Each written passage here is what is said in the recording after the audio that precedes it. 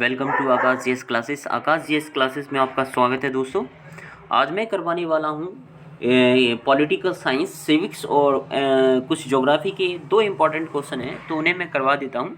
ये कुछ मेरे बच्चों की डिमांड्स थी, जो मेरे स्टूडेंट्स हैं, तो उनकी डिमांड्स के लिए मैं करवा दे रहा हूँ। वैसे मैंने चैप्टर ये करवा दिया है, बाकी इसमें भी करवाऊँगा। तो क्वेश्चन इस प्रकार है, in a democracy why is universal order franchise is important. यह कह रहा है एक लोकतंत्र में यूनिवर्सल ऑर्डर फ्रेंचाइजी क्यों इंपॉर्टेंट है। आप नॉर्मली सोच लीजिए, एक लोकतंत्र में आप करते क्या हैं। तो एक बच्चा बोलेगा सर एक लोकतंत्र में, एक democracy I have right to vote. In a democracy I have right to vote. I have right to elected a representative in the government. मेरे पास सरकार में एक अपना प्रतिनिधित्व चुनने का अधिकार होता है। जैसे सपोज कर लो, रिप्रेजेंटेटिव कैसे चुनोगे आप? बुलंदशहर डिस्ट्रिक्ट में अगर रह रहे हो, if you are the citizen of Bulandshahr district और you are the citizen of any district, आप किसी भी डिस्ट्रिक्ट के सिटीजन हो, तो आप किसको चुनते हो? तो बच्चे कहेंगे सर हम एमपी को चुनते हैं। किसको चुनते हैं? MP, member of the parliament, Lok Sabha सदस्य को चुनते हैं। तो जो लोकसभा सदस्य होता है वो कहाँ पे बैठता है? तो बच्चे कहेंगे सर पार्लियामेंट में बैठता है। कहाँ पे बैठता है? पार्लियामेंट में। पार्लियामेंट में बहुत सारे लोकसभा सदस्य बैठते होंगे। हाँ जी, बैठते हैं। तो इसका मतलब आप डायरेक्टली तो पार्लियामेंट में बैठ नहीं सकते। जो लोग हैं, जो बहुत सारे लोग हैं हमारे, मैं डिस्ट्रिक्ट को बता रहा था, तो एक डिस्ट्रिक्ट की पॉपुलेशन कितनी ज़्यादा होती है।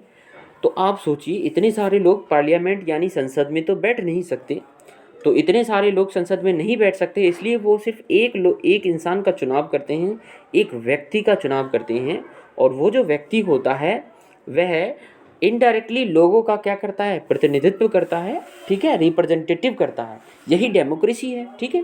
तो एक डेमोक्रेसी में आपको राइट क्या है? डेमोक्रेसी में आपको राइट है, you have right to vote, ठीक है। व्हेन यू आर ऑडल्ट, जब आप क्या हो जाते हो? ऑडल्ट हो जाते हो, ठीक है।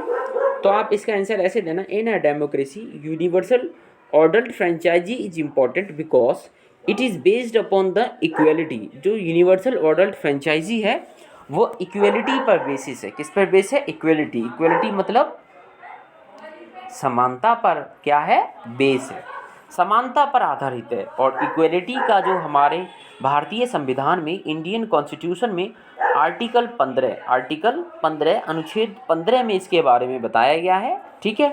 और इक्वेलिटी जो है वो एक आपकी क्या है?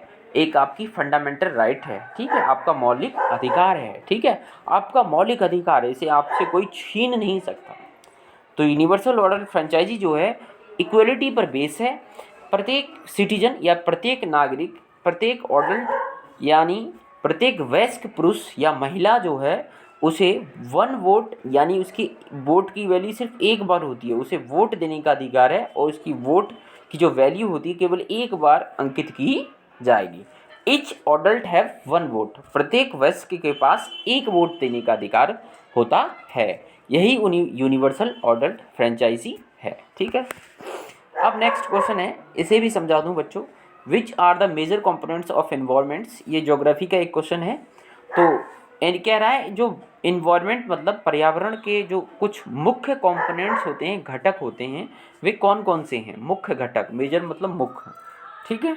मुख्य घटक कौन कौन से हैं पर्यावरण के? तो आप बता दो इन्वायरमेंट के जो घटक होते हैं यानी कंपोनेंट्स होते हैं, वो होते हैं natural components, human made components और ह्यूमन कंपोनेंट्स। तीन कंपोनेंट हो गए।